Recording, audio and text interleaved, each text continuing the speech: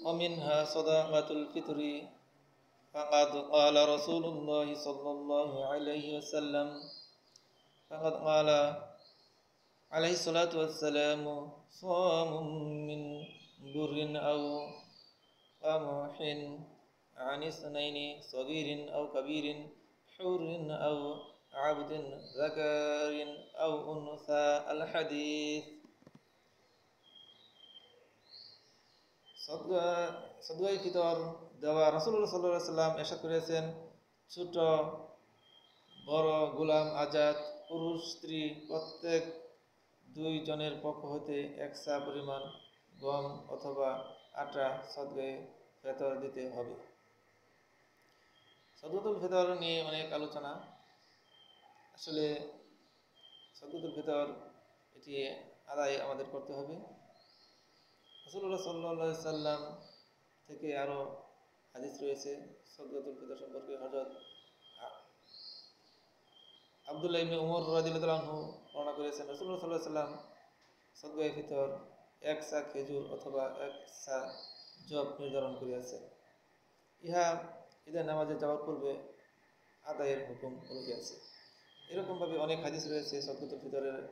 তা আমরা এই সদকাতুল ফিতর আদায় করব, কি পরিমাণ আদায় করব, আমরা সকলেই কীভাবে কম দেওয়া যায় এই চিন্তায় আমরা বিমূঢ়। কিন্তু আল্লাহ তাআলা পবিত্র কোরআনে বলছেন, আকিমুস সালাতা ওয়া আতুজ যাকাতা, তোমরা সালাত আদায় করো এবং যাকাত দাও। মানে যেখানেই নামাজের কথা আছে সেখানেই ব্যয়ের কথা বলা আছে। কিন্তু আমরা এই দিকটা একটু উদাসীনতা ব্যবহার করি।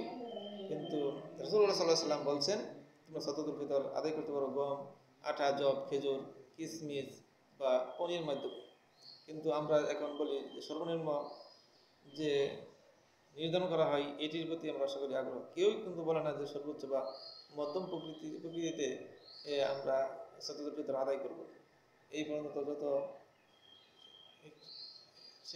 যেখানেই এই পর্যন্ত যত প্রশ্ন করছে আমার জীবনে সবাই সর্বনিম্নটাই বলে, কিন্তু সর্বোচ্চ বা মধ্যম প্রকৃতিতে ফিতরা আদায় করতে কেউ বলে না।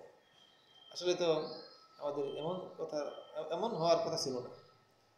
যেরকম গম বা আটা দ্বারা যদি আমরা সদকা দিই তাহলে 1 কেজি 600 গ্রামের মূল্য হবে, বা আধা সার মূল্য হবে বিভিন্ন বাজারে বিভিন্ন দরে।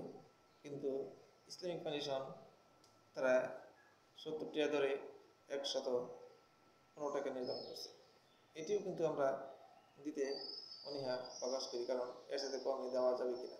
হ্যাঁ, আমি হাদিসের ভাষ্য মতে বিভিন্ন তারতম্য মতে বোঝা যায় যে এর সাথে কমে দেওয়া যাবে, যেহেতু বিভিন্ন জায়গায় বিভিন্ন ধরনের খাদ্যের দাম রয়েছে। যেরকম এক এক জায়গায় গম ও আটার দাম 70 টাকা দর না আরও কম থাকে, তাহলে সেখানে ওই কম দরে 1 কেজি 650 গ্রামের মূল্য যা হয় তা আমরা দিয়ে দেব, তাহলে আদায় হবে। কিন্তু যে রাসূল সাল্লাল্লাহু আলাইহি ওয়াসাল্লাম মধ্যম প্রকৃতিতে বা সর্বোচ্চ প্রকৃতিতে দেওয়ার কথা বলা আছে, যেমন গম, আটা, জব, খেজুর, কিশমিশ ও পনির মাধ্যমে জব দ্বারা দিলে এক সার মূল্য হবে 400 টাকা 121 টাকা দরে। খেজুর দ্বারা দিলে মধ্যম প্রকৃতির খেজুর 750 টাকা দরে আসবে 2475 টাকা এক সার মূল্য। আর যদি আমরা পনির মাধ্যমে সদকাতুল ফিতর আদায় করি তাহলে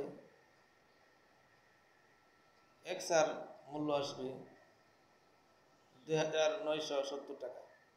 কিন্তু আমরা এখন এই নিয়ে অনেক বিভ্রান্তের মধ্যে পড়ে আসছি। যাক, আমি সংক্ষিপ্তভাবেই সদকাতুল ফিতরের আলোচনা করলাম, কিন্তু আমরা এখন এই নিয়ে অনেক বিভ্রান্তের মধ্যে পড়ে আছি। কীভাবে কম দেওয়া যায় এই চিন্তায় বিমূঢ় আছি। আমাদের মধ্যে এরকম হওয়ার কথা ছিল না। সাহাবীদের জীবন দেখলে, তাবিঈদের জীবন দেখলে,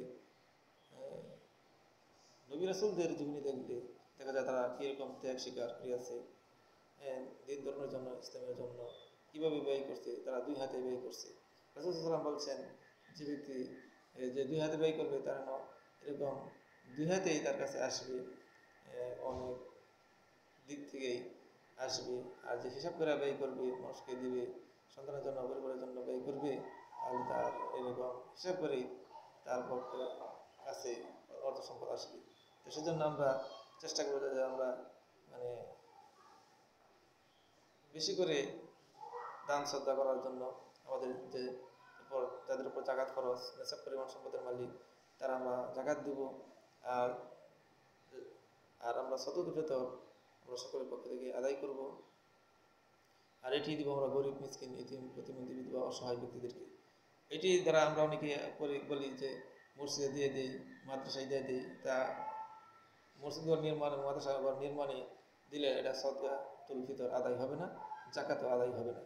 এটি সম্পূর্ণ গরিব, মিসকিন, ইতিম, প্রতিবন্ধীদেরকে দিতে হবে। গরিব ছাত্র থাকলে তাদেরকে দেওয়া যাবে, তাদের খাদ্য, বই পুস্তক, পোশাকাদি এর ক্ষেত্রে বা বেতনাদির ক্ষেত্রে ব্যবহার করা যাবে। কিন্তু আমরা এখন উল্টাটা করি। তা এরকম উল্টাটা করলে আমরা রাসূল সাল্লাল্লাহু আলাইহি ওয়াসাল্লামের সুন্নত তরিকা পালন করলাম না। আর যদি সুন্নত তরিকা না পালন করি, তাহলে এর কোনো ফায়দা আমরা পাই না। দুনিয়াতে দুনিয়াতে পাবো না, আমরা পরকালেও পাবো না। কিন্তু যদি আমরা রাসূল সাল্লাল্লাহু আলাইহি ওয়াসাল্লামের সুন্নত তরিকায় আমরা আমল করি, তাহলে আমরা দুনিয়াতে ফায়দা পাবো, পরকালেও পাবো। সেজন্য রাসূলুল্লাহ সাল্লাল্লাহু আলাইহি ওয়াসাল্লাম বলছেন, আমি তোমাদের মাঝে দুটি জিনিস শিখে যাচ্ছি, যদি তোমরা এই দুটি জিনিস আঁকড়ে ধরো তাহলে তোমার পথ নষ্ট হবে না। একটা আল্লাহ তাআলার কিতাব আল কোরআন, দ্বিতীয়টি হচ্ছে আমার সুন্নাহ আল হাদিস। যেমন রাসূলুল্লাহ সাল্লাল্লাহু আলাইহি ওয়াসাল্লাম বলেছেন, ক্বালান নবী সাল্লাল্লাহু আলাইহি ওয়াসাল্লাম, তারাকতুম ফীকুম আমরাইন লান তাদিল্লু মা তামাসসাকতুম বিহিমা কিতাবাল্লাহি ওয়া সুন্নতি। তো রাসূল সাল্লাল্লাহু বলছেন যে এই দুটি জিনিস আঁকড়ে ধরে আমরা পথভ্রষ্ট হব। এক হচ্ছে আল্লাহ তাআলার কিতাব আল কোরআন, দ্বিতীয়টি হচ্ছে আমার সুন্নাহ আল হাদিস। তো আমরা এই দুটি জিনিস আঁকড়ে ধরবো। যে দেখেন, আমরা রমজান মাস, গুনাহের মাস, আত্মশুদ্ধির মাস, মাগফিরাতের মাস, নাজাতের মাস, জাহান্নাম থেকে মুক্তির মাস, পবিত্র কোরআন নাজিলের মাস। এই মাসে এমন একটা রাত্র আছে যা হাজার মাসের রাতে শ্রেষ্ঠ রাত্র, যা লাইলাতুল কদর নামে পরিচিত। এটি নিয়ে আমাদের মাঝে অনেক বিভ্রান্ত, যে একদিন আমল করলে হবে, একদিনও করে না, এরকম আমরা উদাসীনতা প্রকাশ করি। আসলে এরকম আমাদের উদাসীনতা প্রকাশ করা যাবে না। আল্লাহ তাআলা আমাদেরকে সৃষ্টি করছেন আল্লাহ তাআলা ইবাদতবন্দি করার জন্য। যেরকম আমরা রমজান মাসের এক মাস রোজা রাখার পর আমরা যদি শাওয়াল মাসের 6টি রোজা রাখি, তাহলে এক বছরের রোজা রাখার নেক আল্লাহ তাআলা দান করেন। তাই আমরা রমজানের পরে শাওয়ালের 6টি রোজা রাখবো ইনশাআল্লাহ। এর অনেক ফজিলত বরকত রহিয়াছে। আল্লাহ তাআলা আমাদেরকে পবিত্র কোরআন সুন্নাহ অনুযায়ী আমল করার তৌফিক দান করুন। আমিন। ওয়া আখিরু দাওয়ানা আলহামদুলিল্লাহি রাব্বিল আলামিন।